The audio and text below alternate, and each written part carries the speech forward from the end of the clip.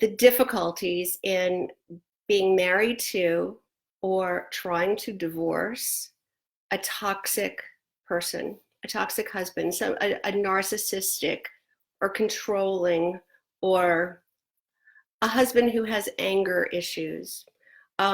So this is what I do. I coach women in these scenarios. And today I just want to make my message heard loud and clear. So here's my message. You don't have to stay in a toxic marriage.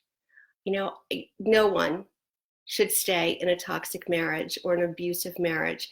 And I see it every day. I have women calling me, talking to me every day. Hi, thanks for popping in. I am never going to say your name because this is a private place. So thank you for being here.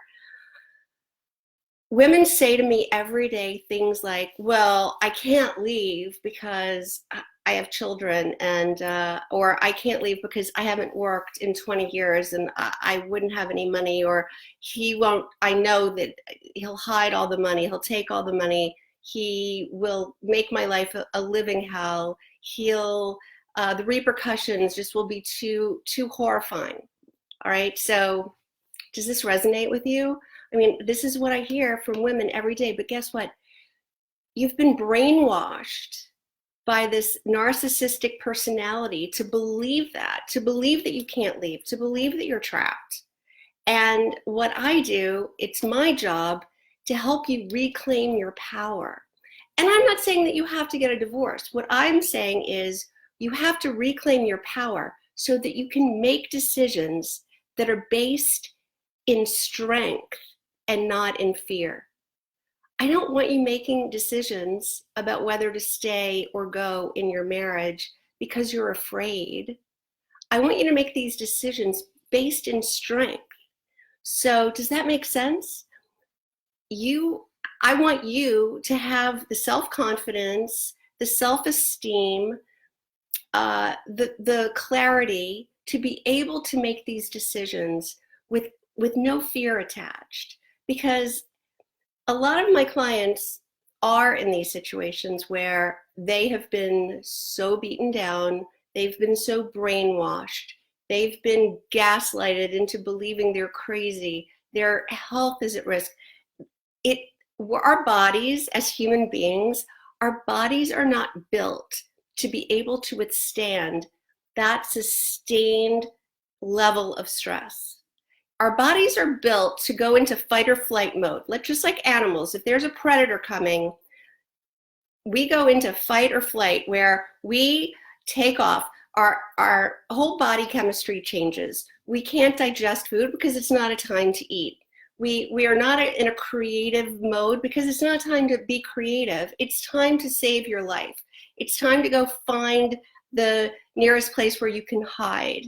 You know, it's time to flee. So your adrenaline goes and you rush off and you take care of yourself if you're an animal. And then when the predator's gone, your life goes right back to normal. The animal's body chemistry goes right back to normal. But guess what? When you're in this abusive situation, your body chemistry never goes back to normal. You never get a break. You're at that high fever pitch level for forever, for all the time, 24/7. And it literally breaks your body down. I have clients who have been so stressed by their toxic marriage, they have cancer, have fibromyalgia, have sleep issues, have digestive issues, have all kinds of illness and PTSD. It's really amazing what stress can do to your body. So no one should have to live like this. And I know it's so scary, but what's scarier? I mean, if you're worried about your children, who's going to be able to take care of your children if you're compromised this way? So I guess what I'm saying is you have to find that line in the sand where whatever is on the other side has got to be better than what you're living on this side. And that's when you know it's time. So that's my message. No one has to stay in an abusive marriage. And when I say abusive, I don't mean that you're necessarily being punched or choked, or abuse can take many forms. There is verbal abuse. That's not okay. You know, everybody has their moments, but consistent verbal abuse or belittling or humiliating, this is not normal and it's not okay. And it has a very deep effect on your psyche, and it is compromising you in ways you don't even understand if that's what's going on. There's financial abuse. Is money withheld? Are you not allowed to have money? Do you have to beg for money? Do you have to can you access money? Are you a decision maker? Do you have a say in how money is spent or invested? You know, that can be a type of financial abuse. There's psychological abuse, like brainwashing, gaslighting, making you believe you're crazy, doing things to make you think you're not remembering things correctly, tricks, things like that.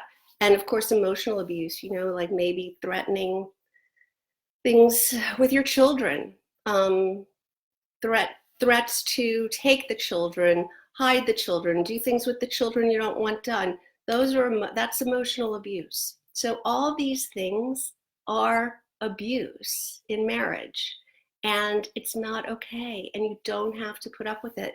You do have to learn how to set boundaries, though, and that's where I come in.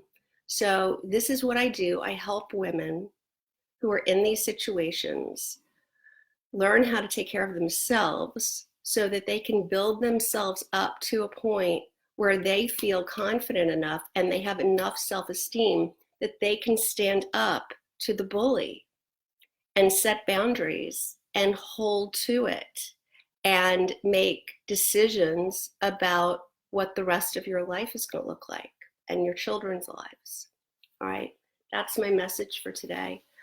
If this resonated with you, I would love it if you gave me some hearts. That would be so great. So I know that you're hearing what I'm saying. It makes sense. I'm putting a link in the post here. You can always schedule a free call with me. There's always a free consultation. So what happens on this free call is you'll tell me what's going on, and then I'll tell you completely honestly, total transparency, if I'm in a place to help you. If I am, then we can talk about the different ways I work with clients. So that's in the post, or you can message me here, either in the post or privately. I'd love to help. That's my mission in life, to help as many women who are in the situation as I possibly can. All right, thank you so much for watching, and I'll talk to you next time.